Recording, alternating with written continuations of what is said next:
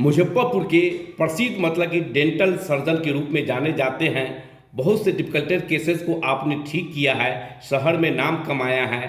अभी जो mouth cancer का अधिक बढ़ रहा है, इसके लेके किस तरह जागरूकता आप शिविर लगा के लोगों को जागरूकता करते हैं, किस तरह इसका बचना चाहिए कैंसर रोग से, वो बताएं। जी। ओरल कैंसर की अगर हम बात करें तो क्योंकि पान मसाला गुटखा इन सब का अभी ज़्यादा लोग सेवन करते हैं, इस वजह से ओरल कैंसर अभी ज़्यादा हो रहा है। प्लस अवेयरनेस कैंपेन ज़्यादा होने की वजह से भी लोग ज़्यादा से ज़्यादा जांच कराने के लिए जा रहे हैं।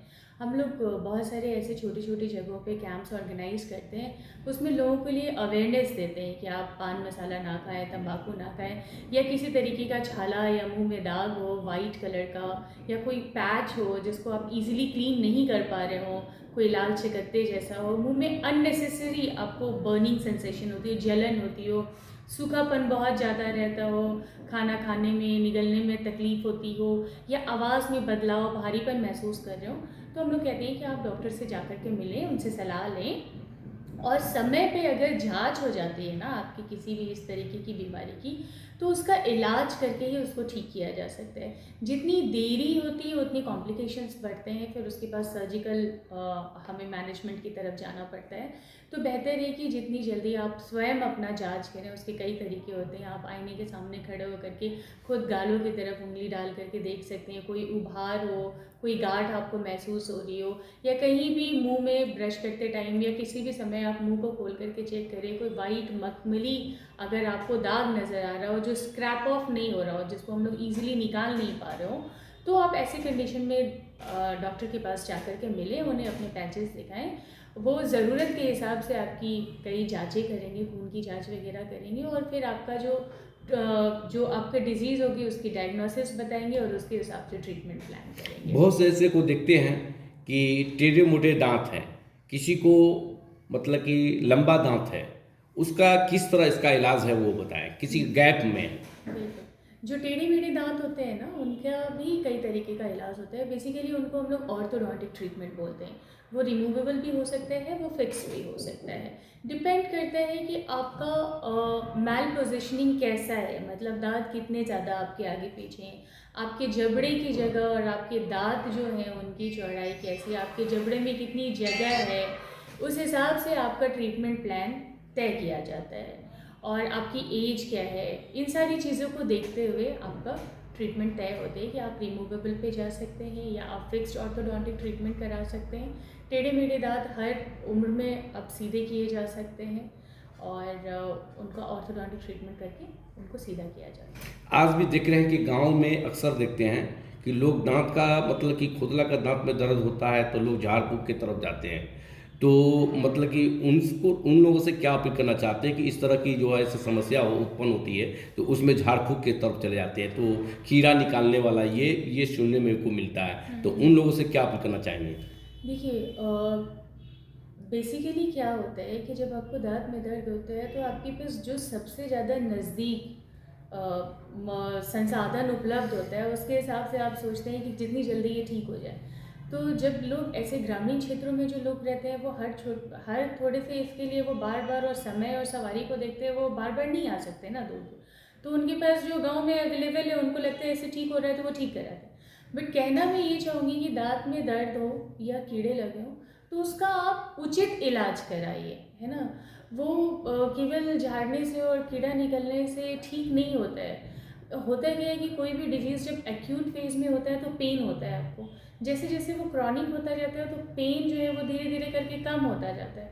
तो लोगों को लगता है वो ठीक हो गया, लेकिन बीमारी वहीं रहती है। और अल्टीमेटली क्या होता है, वो दांत आपका या तो टूट जाता है या इतना ज़्यादा सड़ जाता है या दांत की जड़ों के अंदर इतनी ज़्यादा जख्म बन जाता है कि फिर वो उसके लिए आपको लंबे इलाज में जाना पड़ जाता है या फिर दांत निकलवाना पड़ जाता है। तो आपको अगर कोई समस्या है तो तुरंत डॉक्टर से मिल करके उसका सही इलाज कराएं, ये ज़्यादा कुछ ज़रूरी लोगों को देखते हैं कि गुड़ से मुंह धोते हैं, है। वो बहुत हानिकारक है चीज़ है। तो किसी किसी को देखते हैं कि दांत में दर्द हुआ तो खैनी रख लेते हैं, जो मतलब कि जो है इस उन लोगों से क्या अपील करना चाहेंगे कि वो सेहत के लिए कैसे देखभाल करना चाहिए। देखिए, गुल जो है वो एक टोबैको बेस्ड प्रोडक्ट है तो तंबाकू का ही वो एक उत्पाद। तो जब कभी भी आप तंबाकू लेके डायरेक्टली अगर उसको घिसेंगे तो क्या होगा, जो लोग तंबाकू खाते हैं उनका भी अगर आप देखेंगे तो जहाँ वो तंबाकू रखते हैं उस जगह पे वाइट पैच बन जाता है, फिर वो ल्यूकोप्लेकिया और धीरे धीरे ऐसे ही डिजीज़ जो है वो प्रोग्रेस होता है। तो ज़्यादा बेहतर मैं तो पहले तो यही सलाह दूंगी कि आप गुलमंजन इस्तेमाल ही ना करें। आप कोई भी पेस्ट, अच्छा पेस्ट यूज़ कर सकते हैं, टूथपेस्ट जो आता है, सॉफ्ट ब्रशल वाले ब्रश से आप ब्रश करें, राउंड सर्कुलर मोशन में ब्रश करें। और तंबाकू तो बिल्कुल भी नहीं खाना चाहिए, वो स्वास्थ्य के लिए आपके हानिकारक है। वो केवल आपके मुंह पे ही नहीं बल्कि शारीरिक स्वास्थ्य पे भी आपके असर डालता है। तो अच्छा होगा कि तंबाकू या तंबाकू जनित जितने भी प्रोडक्ट हैं टोबैको बेस्ड, उनका तो सेवन नहीं करना चाहिए, उनको नहीं यूज़ करना चाहिए। अभी देख रहे हैं कि युवा पीढ़ी बाइक चलाने वाले को मतलब कि एक्सीडेंटल होते हैं तो जबड़ा टूट जाती है, सारा चीज़ उसका किस तरह इलाज है उसका? जबड़ा अगर टूटता है तो जबड़े का किस लोकेशन पे वो टूटा है उसके हिसाब से होता है। इंटरमैक्सिलरी फिक्सेशन एक ट्रीटमेंट ऑप्शन है, उसके थ्रू होता है, या फिर बोन प्लेटिंग वगैरह की जाती है। तो जबड़ा किस तरीके से टूटा है, कहाँ टूटा है, लोकेशन ऑफ फ्रैक्चर क्या है, उसके बेस पे हम लोग ट्रीटमेंट करते हैं। तो अक्सर देखते हैं कि युवा पीढ़ी मतलब कि तरह तरह के नशीला पदार्थ खाते हैं, जिसके कारण कैंसर के रोग ज़्यादा हो जा रहे हैं, युवा पीढ़ी ज़्यादा ग्रसित हो रहे हैं। उन युवाओं से क्या अपील करना चाहेंगे खासकर? उन युवाओं से बस यही अपील करना चाहेंगे कि आप सही और स्वस्थ जीवन शैली को अपनाएं। पता सबको ही होता है कि ये चीज़ हानिकारक है, बस थोड़े टाइम के स्वाद के लिए, मज़े के लिए ऐसा करते हैं। तो उन चीज़ों का सेवन बिल्कुल भी ना करें। अपने अभिभावकों की, माँ बाप की बात को मानें और गाड़ी हमेशा लिमिटेड स्पीड पे चलाएं।